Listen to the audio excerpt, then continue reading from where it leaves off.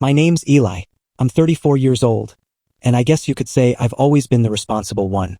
Not the favorite or rebel, just the guy who shows up on time, pays his bills, and remembers everyone's birthday. I work in finance, live alone, and don't make much of a fuss about anything. On the other hand, my family is loud, close-knit in a performative way, and really good at pretending everything's perfect while sweeping real problems under the rug.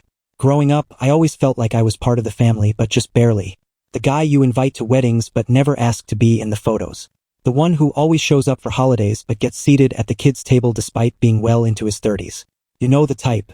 I guess I never really let it get to me, or at least that's what I told myself. I kept my head down, sent the checks when needed, and played along, hoping that one day they'd see me as part of the inner circle. Then there's Mason, my younger brother. Charismatic, reckless, and somehow always landing on his feet. He's the golden child in every sense. Even when he dropped out of college, blew through 2 jobs, and moved back home at 28, my parents never stopped praising him. Dad would laugh and say, "Mason's just figuring himself out," while Mom would insist, "He just needs a little more time." Meanwhile, I paid my own way through college, held down the same job for over a decade, and even helped cover part of their mortgage when Dad's hours got cut. But no matter what I did, it never seemed to matter enough to earn me a seat at the metaphorical head of the table. Last fall, things hit a breaking point. It started with a phone call from Mom. "Sweetheart, Mason just got engaged to Brooke. We're throwing a big dinner to celebrate. It's going to be so special." I congratulated her, genuinely happy for my brother. Mason always had a way of bouncing back, and it looked like he'd finally found some stability. Then came the ask. "Could you make the reservation? Just to hold it. Don't worry, we'll pay you back." Red flag number 1. I knew I'd never see that money again, but I agreed. I called the restaurant and booked a private space for 20 guests at a swanky rooftop place downtown. I gave them my card for the deposit, telling myself it was worth it. After all, it was Mason's big night. Maybe, just maybe, I'd feel like I was truly part of it this time. The night of the dinner, I showed up right on time. I wore a freshly pressed navy suit, brought a nice bottle of champagne, and even printed a custom card with Mason and Brooke's initials. The hostess gestured me to the private section, and I walked in, feeling optimistic. The room was beautiful, string lights overhead, floral centerpieces, and a soft jazz band playing. My parents, Mason, Brooke, her family, and some friends were already there, laughing and clinking glasses. I smiled and walked over, expecting at least a nod of recognition. Instead, Mason turned, barely glancing at the champagne. "Oh, hey," he said with that smug grin.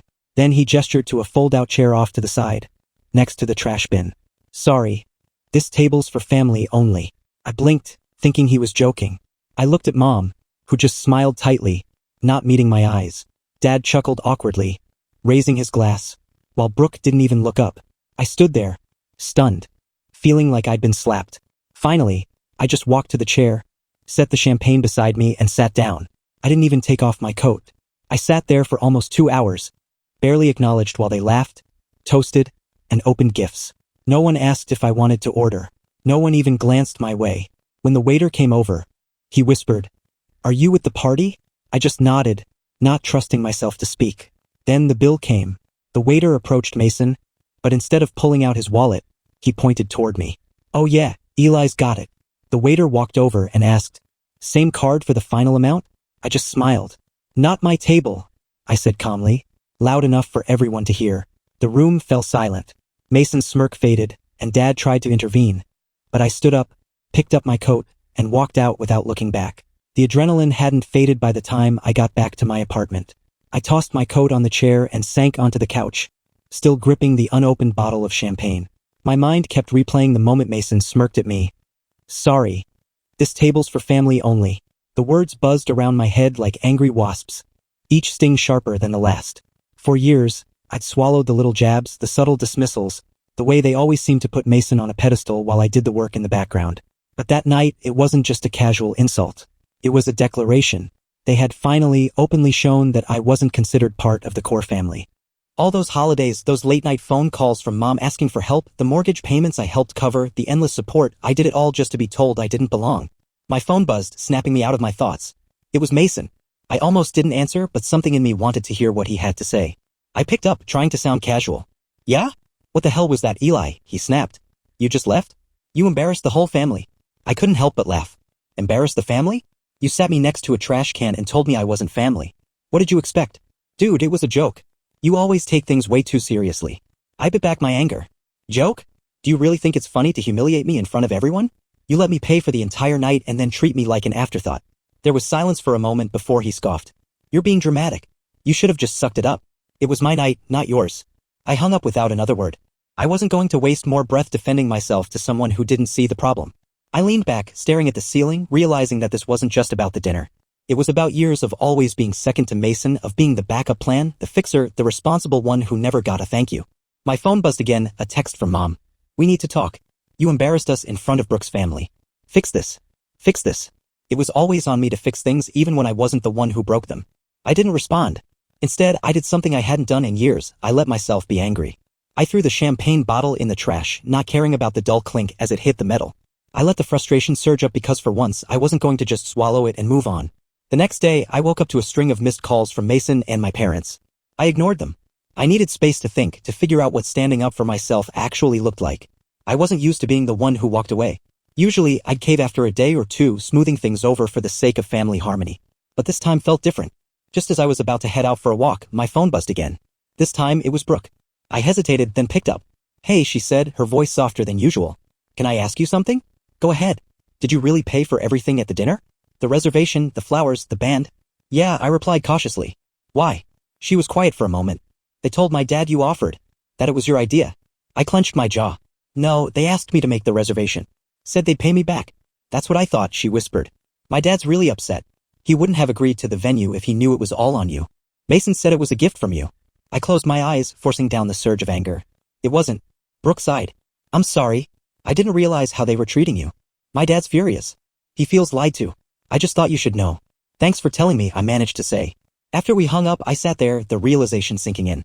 They didn't just use me, they framed it like I was some magnanimous benefactor who wanted to stay on the sidelines. And now that the truth was coming out, Mason was scrambling to cover his tracks. The next few days passed in a blur of work and unanswered calls. I wasn't ignoring them out of spite, I just couldn't bring myself to listen to more excuses. Mom left voicemails demanding I apologize, Mason sent passive-aggressive texts about how I ruined his big night, and Dad just asked me to make peace for the family's sake. One evening, while I was cleaning up the apartment, the doorbell rang. I almost didn't answer, but curiosity got the better of me. When I opened the door, Brooke stood there, looking awkward and a little nervous. Hey, can I come in? She asked. I nodded, stepping aside. She took a seat on the couch while I grabbed us some water. I've been meaning to talk to you, she started. About the dinner. I braced myself, half expecting her to defend Mason, but she surprised me. I had a long talk with my dad after we found out about the bill. He's furious. He didn't know you were stuck paying for the entire thing. Mason made it sound like you offered to cover everything. I felt a bitter laugh rise in my throat. Of course he did. That way he looks generous without actually spending a dime. Brooke looked genuinely hurt. I'm sorry. I should have seen it. I guess I just trusted what he said. I didn't realize how often he pushes things onto you. Hearing her acknowledge it made something loosen in my chest. For years, I'd felt like I was the only one who saw Mason's manipulative side. But hearing Brooke, someone who genuinely cared about him, admit it too made me feel a little less crazy. I appreciate you saying that, I replied. But it's not just about the money. It's how he always puts me in these situations. Then acts like I'm overreacting when I finally push back. Brooke looked at me with a kind of determination I hadn't seen before. I want to make this right. I know Mason won't admit it, but I want to help cover the cost. You shouldn't have to deal with this alone. For the first time in days, I felt a genuine smile tug at my lips. That means a lot, Brooke. But honestly, it's not just about the money. It's about how my family always expects me to sacrifice without ever considering how it affects me. Brooke hesitated, then asked, Have you ever told them that? I shook my head. What's the point? They don't listen. They've already made up their minds that Mason's the one who needs support, and I'm just the guy who holds everything together. She looked thoughtful. Maybe it's time they heard it from you. Heard it. I can't change how Mason is, but I can make sure my family knows the truth. After she left, I felt a strange mix of relief and dread. Standing up to Mason was one thing. Standing up to my parents was another. But Brooke's words stuck with me. Maybe they needed to hear how I felt, even if it didn't change anything. That night, I called my dad. He picked up on the second ring. Eli, finally. You gonna apologize and fix this? No, Dad. I'm not. In fact, we need to talk. Really talk. He was silent, waiting. I took a deep breath. I'm done being the one who always sacrifices. You've always put Mason first, no matter how much I helped out.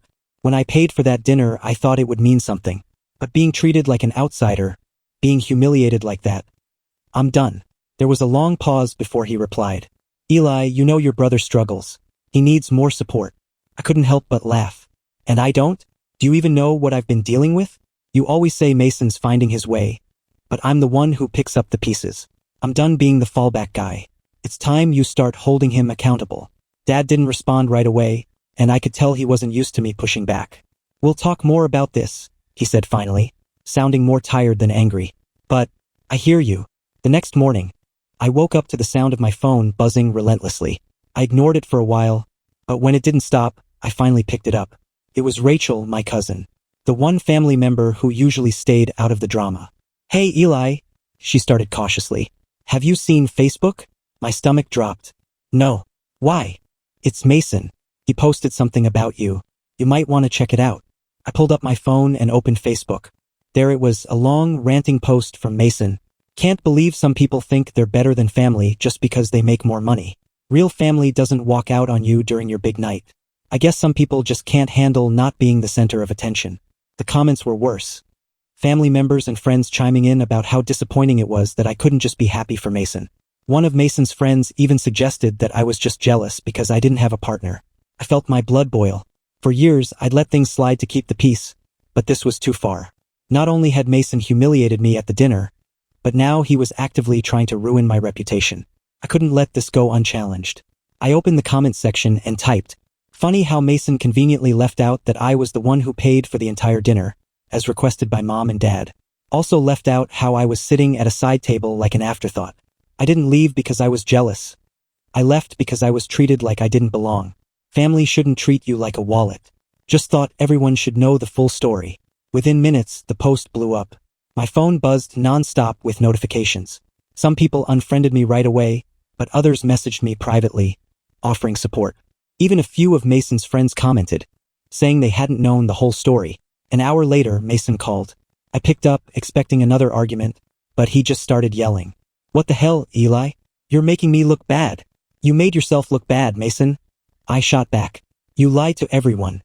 You manipulated the situation so I'd look like the villain. I'm done letting you twist the story." He spluttered something about me being dramatic before I hung up. A few minutes later, my phone rang again. This time, it was Mom. "Eli, why would you put that online? You're making a scene." I took a deep breath. "Because I'm done letting Mason lie about me. I'm done letting you all treat me like I don't matter unless you need something. I won't be the family scapegoat anymore." There was a long pause. "We didn't mean to make you feel that way," Mom said quietly. "It's just, Mason needs more help. He's always been the one who struggled." "And I've always been the one who picked up the pieces," I replied. "But that doesn't mean I don't deserve respect. I'm not the problem here, Mom. It's how you let him treat me." She didn't argue. Maybe for the first time, she realized how much it hurt. I ended the call feeling more drained than triumphant, but at least I'd said what needed to be said. That night, I got a message from Brooke. "Saw your post. I'm sorry it had to come to that, but I'm proud of you for standing up for yourself." It wasn't much, but it felt like a step toward reclaiming my own life. For once, I didn't feel like the outsider in my own story. The next few days were quieter than I expected. I thought Mason would keep pushing, but instead I got radio silence from him. Mom sent a few texts asking if I was okay, but nothing more. Part of me felt guilty for putting it all out there, but another part, maybe a stronger part, felt relieved. I wasn't just a background character in Mason's story anymore. Then, on Saturday morning, I got an unexpected knock at the door. I opened it to find Rachel standing there, holding 2 coffee cups. She grinned. "Thought you could use some caffeine." I let her in, grateful for a friendly face. We sat on the couch, and she didn't waste time. "I've been waiting years for you to stand up to Mason. Can't believe it finally happened." I shrugged, sipping my coffee. I didn't think it would blow up like that. I just couldn't let him lie about me anymore. Rachel nodded. "Honestly, you did the right thing. You've been their doormat long enough." And Brooke texted me, "She's proud of you too." Apparently, her family had no idea you were covering everything. That was a small comfort. I had expected Brooke to feel torn, but knowing she was on my side made it easier. I just didn't expect it to turn into a public mess, I admitted. I didn't want to drag everyone into this. Rachel set her cup down, her face serious. "Sometimes you have to make a mess to clean things up. I know it feels weird, but you deserve to be heard. You've been the family's fix-it guy for too long." Her words made sense, but the guilt still lingered. "Do you think they'll ever actually get it? Or will I just be the bad guy from now on?" She smiled sadly. "They're stubborn, but they're not stupid. They know you've done more for them than Mason ever has. They just don't want to admit it because it challenges their idea of who you're supposed to be. Sometimes people would rather stay comfortable in their own version of reality than face the truth." That hit home. I'd always been the reliable one, the one who showed up, fixed things, and kept the peace. Changing that meant forcing them to see me differently and they didn't like it. Later that afternoon I decided to check Facebook again. To my surprise, Mason's post was gone. In its place was a vague status update. Sometimes family doesn't always see eye to eye. Just trying to move forward. I couldn't help but laugh. Classic Mason, never admitting he was wrong, just vaguely implying that everyone else was unreasonable. I didn't bother commenting. I didn't need to. People had already seen the truth. That evening, Brooke called me. I finally talked to Mason, she said. Told him that if he couldn't start being honest about his own messes, I wasn't going to keep covering for him. He didn't take it well. I'm guessing he tried to guilt you into siding with him? I asked. She sighed. Of course. But I'm done with that. He needs to grow up. My dad's furious and he's not letting this go. He wants to talk to your parents about how Mason's been manipulating everyone. That was unexpected. Usually, I was the one cleaning up the aftermath, but now someone else was stepping in. You don't have to do that, I said. I don't want you caught in the middle. Brooke's voice was firm. You didn't make this mess. Mason did. It's time he faces it. As I hung up, I realized that maybe for once I wasn't the only one seeing the truth. Maybe it was about time Mason faced the consequences of his actions. The next few days passed with a strange sense of calm. I still got the occasional text from Mom, mostly vague questions about how I was feeling or if I wanted to come over for dinner. I could tell she was trying to act like nothing had happened. Dad didn't reach out at all, which was probably his way of staying out of it. I wasn't surprised. Then, one evening, my phone buzzed with an unexpected call from Dad. I hesitated before picking up, bracing myself. Hey, Dad. He cleared his throat. Eli, can you come over tomorrow? Your mom and I want to talk. Mason will be here too. I didn't like the sound of that. What's this about? He sighed. Just family stuff. It's important. Against my better judgment, I agreed. I spent the rest of the night going over what I'd say, determined not to let them guilt-trip me into apologizing. I had done enough of that for a lifetime. The next day, I drove over to my parents' house, my stomach in knots. As soon as I walked in, I could feel the tension. Mason was sitting on the couch, scrolling through his phone, while Mom was in the kitchen, pretending to busy herself with dishes. Dad was at the dining table, looking uncharacteristically serious. Once I sat down, Dad got right to it. Your brother feels like you went too far. Airing family business online, it wasn't right. I stayed calm. And what about Mason lying to everyone and humiliating me at the dinner I paid for? That wasn't right either. Mason scoffed. Oh, come on, Eli. It was a joke. You always take everything so personally. My hands clenched under the table. Calling me an outsider, seating me next to the trash, how is that a joke, Mason? You knew what you were doing. Mom chimed in, her voice was soft but firm. We just want you two to make up. We're family. We shouldn't let something like this tear us apart. I looked at her, my frustration finally boiling over. Mom, I've been the one holding this family together for years. Financially, emotionally, you always expect me to be the stable one while Mason gets to screw up and never face consequences. I'm tired of it. You always take his side no matter what he does. She looked genuinely hurt. That's not true. We love you both. Maybe you do, I said, softer now. But you never show it the same way. I'm just expected to deal with it and never complain. Well, I'm done being treated like I'm less important. Dad finally spoke up, looking uncomfortable. Your mom's right. We need to find a way to move past this. I took a deep breath. Moving past it means Mason actually acknowledging what he did. I'm not just going to forget how I was treated. For once, Mason didn't have a comeback. He just looked at the floor, sulking. Mom sighed. I just hate seeing you two fight. I stood up, done with the conversation. I'm not fighting, Mom. I'm just not letting myself be pushed around anymore. I'll leave if that's what it takes for you to see my side. Mason glanced up, his expression shifting to something almost like fear. Maybe he hadn't expected me to hold my ground. Dad didn't argue and Mom just looked resigned. I took that as my cue to leave. As I walked out, I felt a mix of sadness and relief. I wanted them to understand, but I wasn't going to sacrifice my self-respect just to keep the peace. Maybe it would take time for them to see the truth, or maybe they never would. Either way, I couldn't keep pretending everything was fine. That night, Brooke called to check in. How'd it go? About as well as expected, I said. They still don't get it. But I didn't back down. She sounded proud. Good. They need to hear it. You can't keep bending just to make them happy. I knew she was right. I had spent years bending and it had only left me feeling broken. Maybe it was time I let them figure out how to fix things for once. That night, I lay in bed, staring at the ceiling, processing everything that had happened. Part of me wanted to believe that maybe this was the wake-up call my family needed. But a bigger part of me knew that years of ingrained favoritism didn't just disappear overnight. The next morning, as I was getting ready for work, I got a message from Rachel. Did you see Mason's new post? I felt my stomach tighten. I pulled up Facebook, half expecting another rant, but this time it was different. Mason had posted a photo of the two of us as kids, captioned, "Sometimes you forget what's important until it's almost gone. I've been a crappy brother and I didn't see how much I was hurting you, Eli. I'm sorry." I read it twice, trying to make sense of the sudden change. The comments were a mix, some people praising him for admitting his mistake, others still casting me as the villain for airing our issues publicly. I wasn't sure how to feel. On one hand, it was the closest Mason had ever come to taking responsibility. On the other, it felt like too little, too late. Just then, my phone buzzed, Mason calling. I hesitated before picking up. Hey. His voice was quieter than usual. I meant what I wrote. I didn't think you'd actually just walk out. I thought you'd laugh it off like always. I stayed silent, waiting for him to continue. I didn't realize how much it hurt you, he admitted. I guess I just took you for granted. You always bailed me out, so I never thought about how it made you feel. It wasn't the tearful apology I'd sometimes fantasized about, but it was something. Why did it take this long, Mason? Why did it take me blowing up for you to see it? He sighed. Because I never thought you'd actually push back. You always just let it slide. I figured you didn't care. That's the problem, I said. You never bothered to see how much I cared. You just assumed I'd always be there to clean up your mess. There was a long pause before he spoke again. I'm trying to be better. Brooke won't let me just sweep it under the rug. She's pissed at me, and honestly, I deserve it. Hearing him say that felt surreal. You do, I replied, not sugarcoating it. But it's not just about saying sorry once. It's about changing how you treat me from now on. I know, he said quietly. I'm working on it. After we hung up, I felt a strange sense of closure. Maybe Mason wasn't completely irredeemable. Maybe he really could change. But I wasn't going to hold my breath waiting for it. Later that day, Mom called, her voice softer than before. Mason showed me his post. I think he's really trying. I hope so, I replied, not wanting to get into it. But I'm not just going to forget everything overnight. She hesitated. I understand. I just want our family to be okay. For once, I didn't automatically promise to make it right. Instead, I said it'll take time. But I'm not going to be the only one putting in the effort anymore. She didn't argue. Maybe, just maybe, she was starting to see that I wasn't just being difficult, I was finally standing up for myself. That evening, Rachel texted me, saw Mason's post. Maybe this is progress. I replied, maybe. But I'm keeping my guard up. She sent back a thumbs up emoji. Good. Just remember, you deserve to be treated with respect.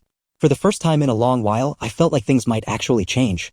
Not because I was forcing it, but because I had finally made it clear that I wasn't willing to be the family scapegoat anymore.